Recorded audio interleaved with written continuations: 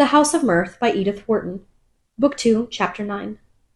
When Lily woke on the morning after her translation to the Emporium Hotel, her first feeling was one of purely physical satisfaction.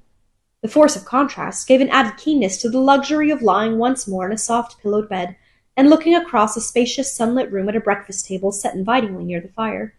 Analysis and introspection might come later, but for the moment she was not even troubled by the excesses of the upholstery or the restless convolutions of the furniture. The sense of being once more lapped and folded in ease, as in some dense mild medium impenetrable to discomfort, effectually stilled the faintest note of criticism. When, the afternoon before, she had presented herself to the lady to whom Carrie Fisher had directed her, she had been conscious of entering a new world. Carrie's vague presentment of Mrs. Norma Hatch, whose reversion to her Christian name was explained as the result of her latest divorce, left her under the implication of coming from the West, with the not unusual extenuation of having brought a great deal of money with her. She was, in short, rich, helpless, unplaced, the very subject for Lily's hand. Mrs. Fisher had not specified the line her friend was to take. She owned herself unacquainted with Mrs. Hatch, whom she knew about through Melville Stancy, a lawyer in his leisure moments, and the Falstaff of a certain section of festive club life. Socially, Mr. Stancy might have been said to form a connecting link between the Gormer world and the more dimly lit region on which Miss Bart now found herself entering. It was, however, only figuratively that the illumination of Mrs. Hatch's world could be described as dim. In actual fact, Lily found her seated in a blaze of electric light, impartially projected from various ornamental excrescences on a vast concavity of pink damask and gilding, from which she rose like Venus from her shell. The analogy was justified by the appearance of the lady, whose large-eyed prettiness had the fixity of something impaled and shone under glass. This did not preclude the immediate discovery that she was some years younger than her visitor, and that under her showiness, her ease, the aggression of her dress and voice, there persisted that ineradicable innocence which, in ladies of her nationality, so curiously coexists with startling extremes of experience. The environment in which Lily found herself was as strange to her as its inhabitants.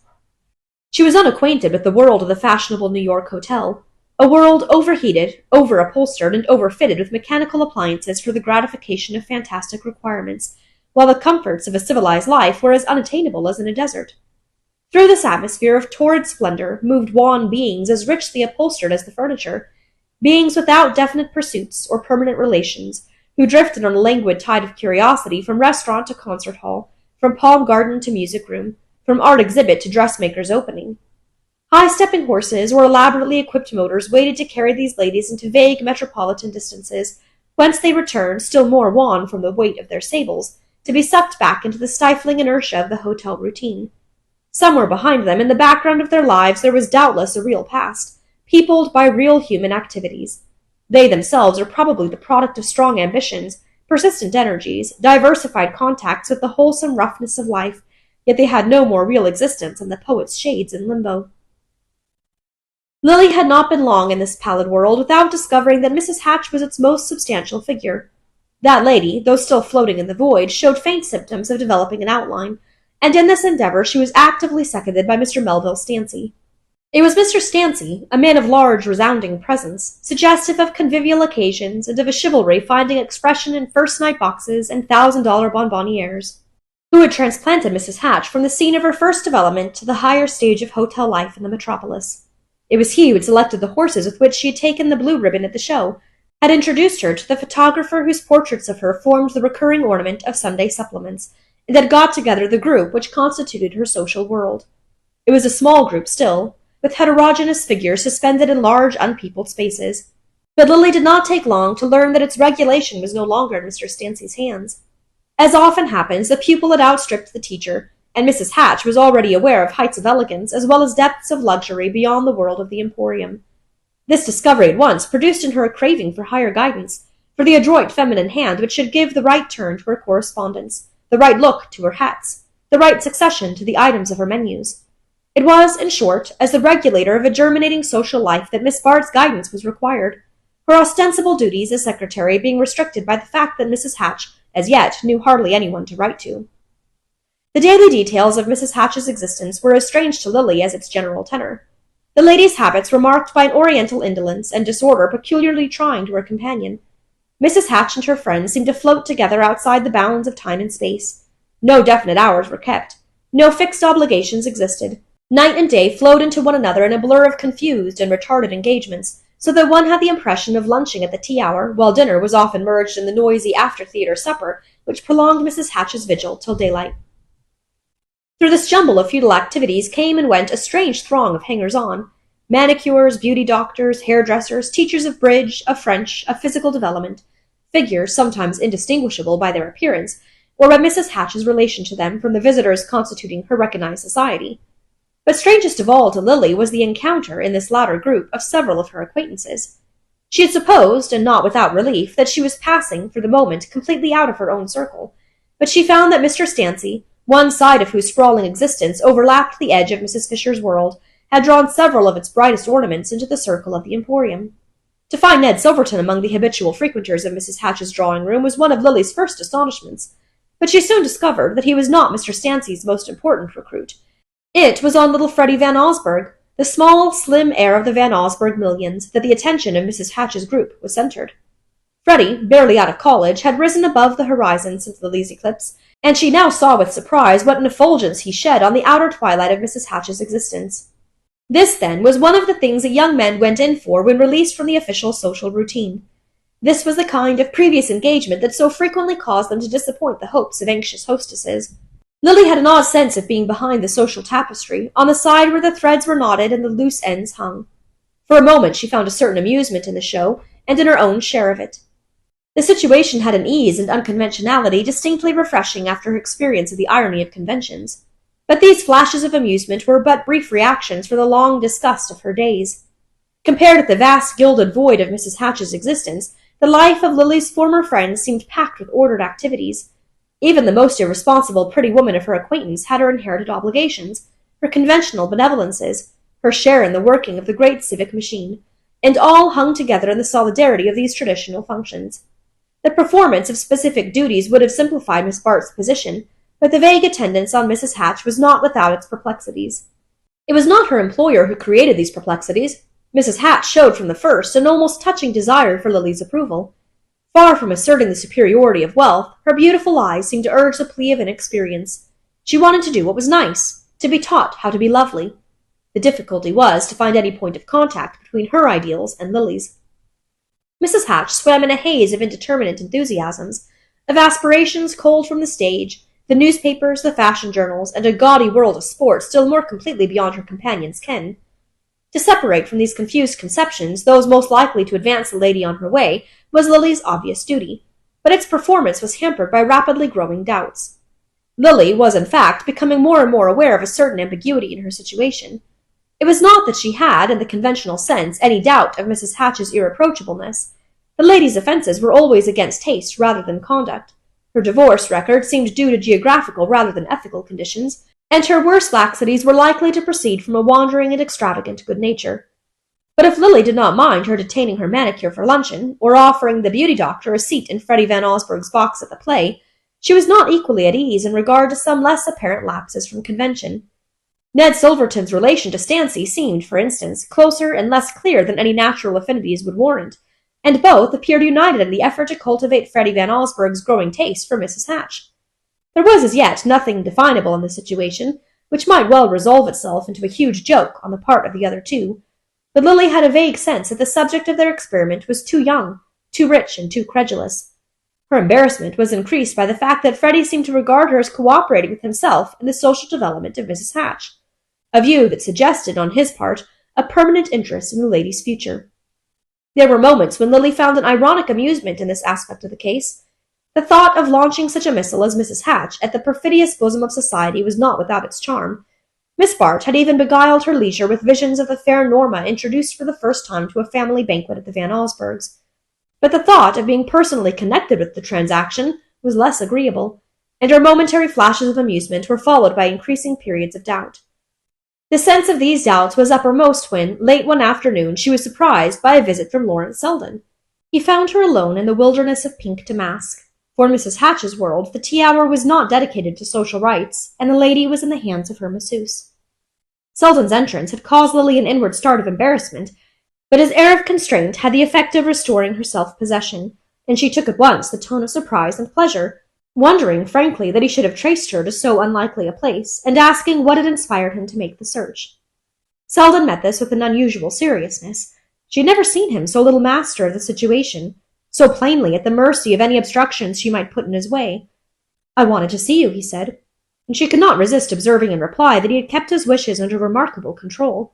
She had in truth felt his long absence as one of the chief bitternesses of the last months. His desertion had wounded sensibilities far below the surface of her pride. Selden met the challenge with directness. "Why should I have come, unless I thought I could be of use to you? It is my only excuse for imagining you could want me." This struck her as a clumsy evasion, and the thought gave a flash of keenness to her answer.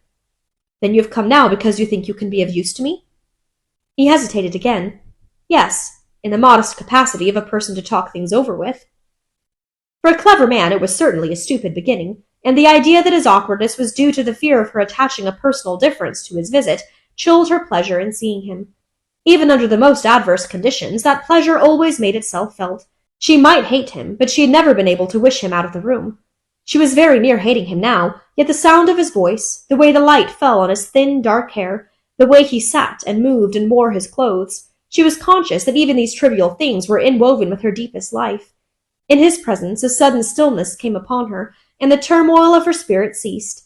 But an impulse of resistance to this stealing influence now prompted her to say, "It's very good of you to present yourself in that capacity, but what makes you think I have anything particular to talk about?" Though she kept the even tone of light intercourse, the question was framed in a way to remind him that his good offices were unsought, and for a moment Selden was checked by it.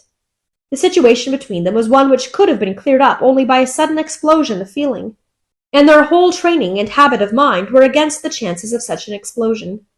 Selden's calmness seemed rather to harden into resistance, and Miss Bart's into a surface of glittering irony, as they faced each other from the opposite corners of one of Mrs. Hatch's elephantine sofas. The sofa in question, and the apartment peopled by its monstrous mates, served at length to suggest the turn of Selden's reply. "Gertie told me that you were acting as Mrs. Hatch's secretary, and I knew she was anxious to hear how you were getting on." Miss Bart received this explanation without perceptible softening. "Why didn't she look me up herself, then?" she asked. "Because, as you didn't send her your address, she was afraid of being importunate." Selden continued with a smile. "You see, no such scruples restrained me, but then I haven't as much to risk if I incur your displeasure." Lily answered a smile. "You haven't incurred it as yet, but I have an idea that you are going to." "That rests with you, doesn't it? You see, my initiative doesn't go beyond putting myself at your disposal." "But in what capacity? What am I to do with you?" she asked in the same light tone. Selden again glanced about Mrs. Hatch's drawing-room. Then he said, with the decision which he seemed to have gathered from this final inspection, "You are to let me take you away from here." Lily flushed at the suddenness of the attack, then she stiffened under it and said coldly, "And may I ask where you mean me to go?" "Back to Gertie in the first place, if you will. The essential thing is that it should be away from here." The unusual harshness of his tone might have shown her how much the words cost him, but she was in no state to measure his feelings, while her own were in a flame of revolt. To neglect her, perhaps even to avoid her, at a time when she had most need of her friends, and then suddenly and unwarrantably to break into her life with this strange assumption of authority, was to rouse in her every instinct of pride and self-defense. "I am very much obliged to you," she said, "for taking such an interest in my plans, but I am quite contented where I am, and have no intention of leaving."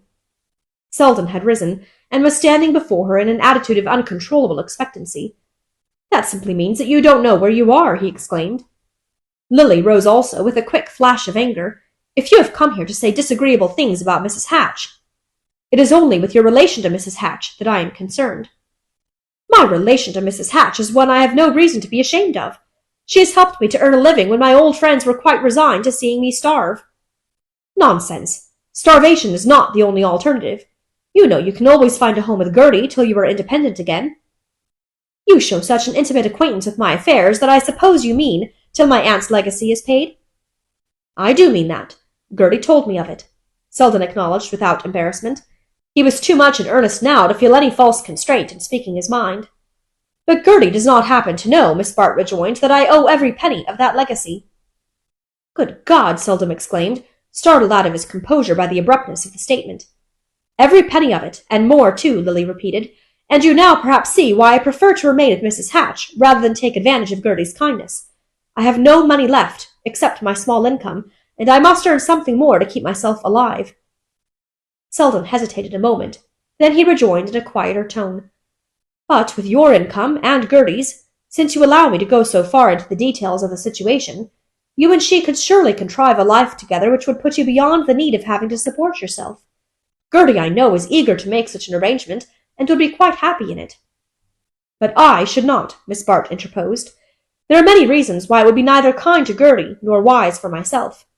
She paused a moment, and as he seemed to await a farther explanation, added with a quick lift of her head, "You will perhaps excuse me from giving you these reasons." "I have no claim to know them," Selden answered, ignoring her tone, "no claim to offer any comment or suggestion beyond the one I have already made. And my right to make that is simply the universal right of a man to enlighten a woman when he sees her unconsciously placed in a false position." Lily smiled. "I suppose," she rejoined, "that by a false position you mean one outside of what we call society, but you must remember that I had been excluded from those sacred precincts long before I met Mrs. Hatch.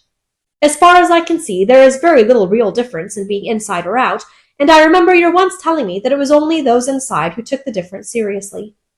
She had not been without intention in making this allusion to their memorable talk at Bellamont, and she waited with an odd tremor of the nerves to see what response it would bring. But the result of the experiment was disappointing. Selden did not allow the allusion to deflect him from his point. He merely said with completer fullness of emphasis, "The question of being inside or out is, as you say, a small one, and it happens to have nothing to do with the case, except in so far as Mrs. Hatch's desire to be inside may put you in the position I call false." In spite of the moderation of his tone, each word he spoke had the effect of confirming Lily's resistance. The very apprehensions he aroused hardened her against him. She had been on the alert for the note of personal sympathy, for any sign of recovered power over him, and his attitude of sober impartiality. The absence of all response to her appeal turned her hurt pride to blind resentment of his interference. The conviction that he had been sent by Gertie, and that, whatever straits he conceived her to be in, he would never voluntarily have come to her aid, strengthened her resolve not to admit him a hair's breadth farther into her confidence. However doubtful she might feel her situation to be, she would rather persist in darkness than owe her enlightenment to Selden. "I don't know," she said when he had ceased to speak, "why you imagine me to be situated as you describe. But as you have always told me that the sole object of a bringing up like mine is to teach a girl to get what she wants, why not assume that that is precisely what I am doing?" The smile with which she summed up her case was like a clear barrier raised against farther confidences. Its brightness held him at such a distance that he had a sense of being almost out of hearing as he rejoined, "I am not sure that I have ever called you a successful example of that kind of bringing up." Her colour rose a little at the implication, but she steeled herself with a slight laugh. "Ah, wait a little longer. Give me a little more time before you decide." And as he wavered before her, still watching for a break in the impenetrable front she presented, "Don't give me up. I may still do credit to my training," she affirmed.